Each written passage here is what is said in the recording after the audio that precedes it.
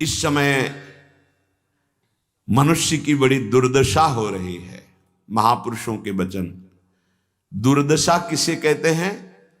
जो माया के द्वारा रचे हुए प्रलोभनों और भोगों में अपने जीवन को लगाकर नष्ट कर रहे हैं। बड़ा गर्व। सर्दी का समय है और एक चैन पड़ी है सोने की, तो यहां तक की बटन खुली है, क्योंकि उसे खोल के दिखाना है कि हम सोने की चैन पहने हैं। कौन सी खास बात भैया? अरे ब्रह्मांड नायक की सृष्टि को तुमने देखा कहां है? कितना बड़ा सोने का पहाड़, बड़ा आश्चर्य होता है। 4 लाख योजन। 1 योजन का मतलब 4 कोस। 1 कोस का मतलब 3 किलोमीटर। कितना सोना? एक छोटी सी सोने की जंजीर तो पूरी छाती खोले कि देख लियो सोने की जंजीर है। अगर 1-2 अंगूठी पहने हैं ना तो हर बार वो, हमने देखा है, एकांतिक में देखा है। आपकी बड़ी कृपा है कि आप देखो हम अंगूठी पहने हैं, जैसे उससे कोई प्रभाव होगा क्या? कुछ नहीं प्रभाव। यहां तो कुछ कह रहे हैं, बड़ी दुर्दशा है मनुष्य जाति की इस समय। क्या? माया रचित भोगों में, माया रचित प्रलोभनों में, माया रचित पदार्थों में भोग बुद्धि, अहम बुद्धि हो गई है। ये भोग विलासता नष्ट करने के लिए तुम्हें मनुष्य शरीर मिला था। तुम अंदर ही अंदर खोखले होकर अपना नाश कर रहे हो। बहुत दया लगती है जब ऐसे, तो लगता है आपको भगवान की कृपा से जो अमूल्य श्वासें मिली, जहां आप इन श्वासों का नाम जप कर दिव्य पद प्राप्त कर सके, वहां तुम ऐसे किस काम के? गांव में पहले बैंक के लॉकर तो थे नहीं, तो दीवालों में सोना गाड़ देते थे। मर गए और जब दूसरों ने जमीन खरीदी और मकान बनाया तो करोड़पति बन गए। क्या जीवन रहा? पूरे जीवन कंजूसी करके जोड़ करके दीवाल में गाड़ के मर गए या बैंक में जमा करके मर गए। थोड़ा होश में, तुम्हारे पास क्या है जो तुम लेके जा रहे हो? जरा देखो क्या है। अगर नाम जप नहीं है, धर्म नहीं है, भगवत आराधना नहीं, तो खोखले हो। तुम्हारे पास क्या है? आज धर्म के नाम पर पाखंड का तांडव हो रहा है। महापुरुषों के वचन किसी से दबते नहीं। जैसे गुरुजन डांटते हैं ऐसे डांट रहे हैं। आज धर्म के नाम पर पाखंड का तांडव हो रहा है। हृदय मेरा कांपता है ये देखकर कि मेरी समाज का क्या होगा। संतों को अगर दुख होता है तो समाज को देखकर दुख होता है। प्रभु पर विश्वास नहीं, शास्त्र का स्वाध्याय उस पर श्रद्धा नहीं, और संतों का शासन नहीं, मन मानी केवल कर्म, सर्वतंत्र स्वतंत्र भगवान की आज्ञा का उल्लंघन करते हुए मन मानी आचरण, दूसरों के उन्नति के मार्ग में भारी रोड़ा पैदा करने वाले ये पाखंड, दंभ, स्वयं गिरते हैं और जो इनके चक्कर में पड़ जाए उनका भी नाश कर देते हैं। आप गए और औरों घालहीं, जो कहूं सतमार्ग प्रतिपालहीं। ये दंभपूर्ण राक्षसी वृत्ति का विकास होता चला जा रहा है। ऊपर से बड़े सौम्य शांत चिकने स्वच्छ दिखाई देंगे, अंदर बड़ा गंदगी भरी है। विषयाशक्ति और विषय भोगों की कामना, मान प्रतिष्ठा धन इसकी चाह, बातें ज्ञान की, क्रियाएं अज्ञान की, बातें परम पद की, आचरण नरक जाने की। बड़ा दुख हो रहा है, ऐसा महापुरुष जन कह रहे।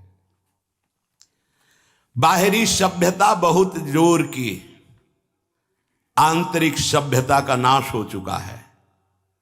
बाहरी सुंदरता बड़ी जोर की, रंग लेके गालों में लगाते हैं। दर्शन अब जब इस समय आते तो दर्शन करते, रात्रि में गाल में रंग लगाने की जरूरत क्या है?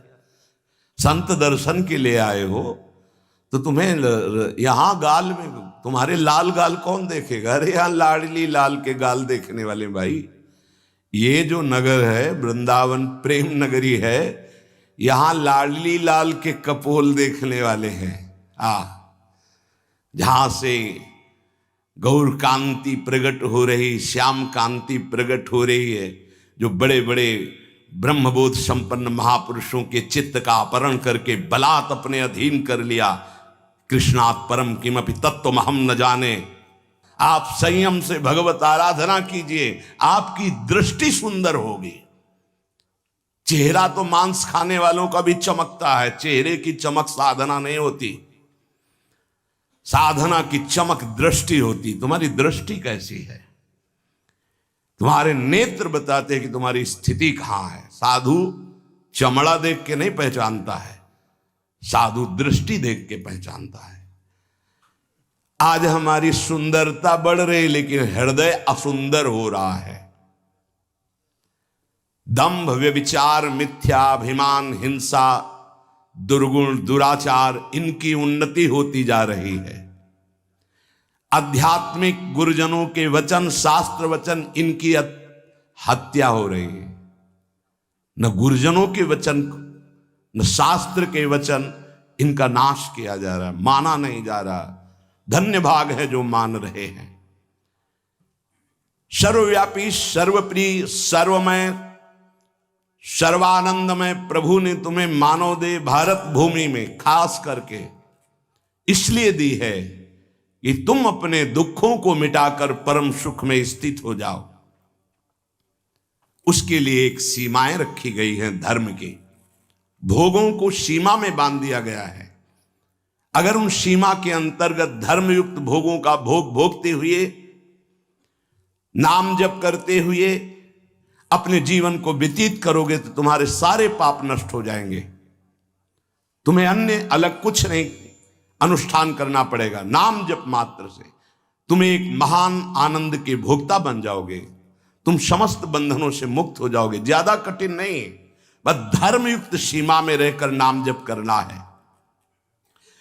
पर आजकल पता ही नहीं कि धर्म किसे कहते हैं। कोई बिरला ही महापुरुष जानता है। नहीं तो धर्म के नाम पर केवल वासनाओं की पूर्ति का खेल खेला जाता है। ये महापुरुषों के वचन है, जरूर सुनने चाहिए। कड़वे हैं पर बहुत औषधि का काम करेंगे। महापुरुष ये नहीं सोचते कि सामने वाले को बुरा लगेगा। हम चाहते हैं कि बुरा लगे और तुम अच्छे बनो, बुरा लगे तुम गंदी बातों को छोड़ो। आज धर्म के नाम पर अपनी वासनाओं की पूर्ति का ढोंग किया जाता है, दंभ किया जाता है। कुछ बिरले ऐसे महापुरुष जन हैं जो धर्म को जानते हो, धर्म पर चलते, धर्म के लिए प्राण बलिदान किया जाता है। उस प्रभु को तुम धोखा देना चाहते हो जो तुम्हारे अंदर बैठा है, जो सर्वज्ञ है, सर्वांतर्यामी है। कौन देखता है यहां? अरे क्या वो देख रहा है जो निर्णायक है। उसको किसी वकील या गवाह की जरूरत नहीं है। वो तुम्हारे अंदर बैठा देख रहा है। जहां तुम संकल्प कर रहे हो वहीं वो देख रहा है। जो गुरु से डरता है, भगवान से डरता है, वो माया से निर्भय हो जाता है। जो गुरु से नहीं डरता, माया उसे बरबस बलात् ऐसे आचरण कराती कि रात दिन डरना पड़ता है और दुर्गति प्राप्त होती है। भगवान का नाम बहुत दिव्य है। अभी तक जो गलती हुई उसका सुधार करने के लिए आपको अवसर दिया है। ये जो सत्संग मिल रहा है कृपा पात्रों को मिल रहा है, जिनके कानों में सत्संग पहुंच रहा है और उनको विश्वास है कि इस हमारा कल्याण करने के लिए भगवान ने हमारे कानों तक ये सत्संग पहुंचाया है। अब लो नशानी अब ना नशई हूं। अब तक जो गलती हुई अब नहीं करेंगे। भगवान नाम को भूल करके, धर्म की अवहेलना करके कोई भी हो उसका सर्वनाश, पतन निश्चित है। सर्वनाश का तात्पर्य होता है ये जो तुम्हारी श्वासें मिली, तुम्हें बुद्धि मिली, दोनों खत्म हो जाएंगी। ज्यादा अपराध बन जाएगा, काल मृत्यु हो जाएगी। ये श्वासें बहुत कीमती है। देखो अभी अवसर मिला है तो तुम्हें माया समझने नहीं दे रही। जहां ये शरीर छूटा फिर तुम्हारे बस की कोई बात नहीं बनेगी। तुमको जबरदस्ती अवश्य में भोक्तव्यम कृतम कर्म शुभाशुभम, दंड भोग। जब जेल मिल जाती है ना, तब तुम्हारी कुछ नहीं चलेगी। जो वहां का सिद्धांत है उसके अनुसार चलोगे, नहीं तो और दंड पे दंड भोगना पड़ेगा। फिर 83,99,999 योनियां, इनमें कौन सी योनि है जिसमें सुख मिल पावे? केवल क्लेश ही क्लेश। अपनी बात नहीं कह सकते, अपनी रक्षा नहीं कर सकते, अपने कल्याण के लिए कुछ सोच नहीं सकते किसी भी योनि में, चाहे देवता क्यों न बने हो। देवता भी भोग योनि है, कर्म योनि नहीं। केवल मनुष्य कर्म योनि है, भारत भूमि। इसलिए परम साधन, परम साध्य श्री भगवान का नाम है। इस कलयुग में और कोई साधना हो पाना बहुत कठिन है।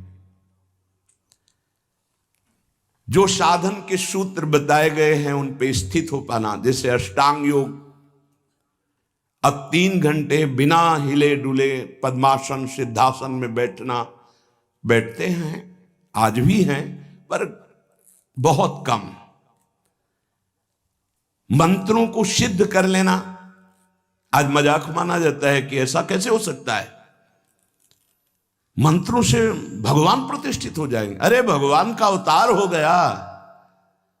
राम जी की प्राण प्रतिष्ठा में तुम्हें ऐसा लगता है कि कैसे ऐसे हो सकता है? तो राम जी जब प्रकट हुए तो मंत्रों से ही हुए। एक ब्रह्म ऋषि का नाम श्रृंगी ऋषि, उनको बुलाया गया, मंत्रानुष्ठान करके पुत्रेष्टि यज्ञ की और मंत्र से अभिषिक्त उस खीर को पवाया गया, महाराज दशरथ जी को दिया गया। उन्होंने अपनी 3 रानियों को विभाजित किया। श्री कौशल्या जी से परब्रह्म परमात्म स्वरूप भगवान राम प्रकट हुए। सुमित्रा जी से लक्ष्मण और शत्रुघ्न प्रकट हुए। कैकेयी माता से महान प्रेम मूर्ति भरत जी प्रकट हुए। ये कैसे प्रकट हुए? मंत्र से।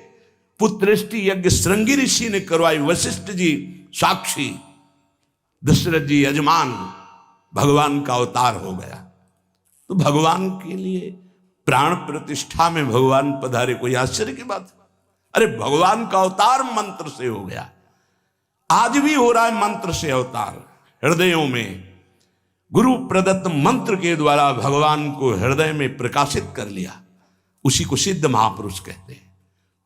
श्रद्धा नहीं रह गई, विश्वास नहीं रह गया। सबका परम कल्याण करने के लिए एक बात सिद्ध है, मान लीजिए, नाम। ये नाम और मंत्र में भेद है, भेद होते हुए भी अभेद है। भेद ऐसा, मंत्र को पवित्र अवस्था में गुरु प्रदत्त जपा जाता है,